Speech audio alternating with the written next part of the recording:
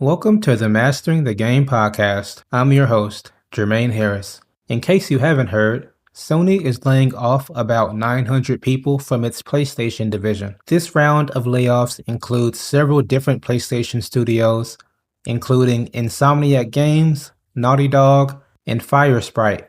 Sony's also shutting down their London-based PlayStation studio. I'm getting really tired of hearing about all these layoffs in tech. There are countless big companies that are laying folks off between this year and the last couple of years. Jim Ryan, who's one of the higher ups at PlayStation, sent out a company-wide email announcing the layoffs. As expected, his email had a lot of business talk about changes that are needed for them to grow the business and continue developing the company in the future, and they had to lay off these folks to do that. To me, as an outsider to the industry, it seems like executives like Jim set weird and unrealistic expectations for what makes a game successful. Mass layoffs rarely sit well with people.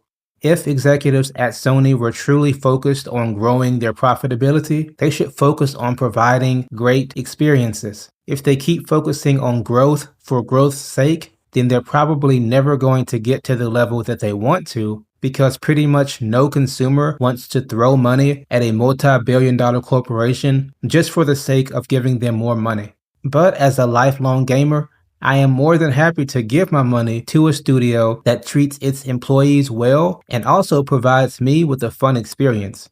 At its core, gaming is a lens into another world. Executives at Sony just need to realize that it's us gamers who are the ones that want to be here. We want to give them the money, but we also want them to give us something good in return. I don't think that laying off 8 or 9% of your workforce is going to make any of those teams any more productive. If anything, it may be counterproductive. I'm sure that there are plenty of employees at any of those companies where layoffs happened who are concerned that they're going to be next.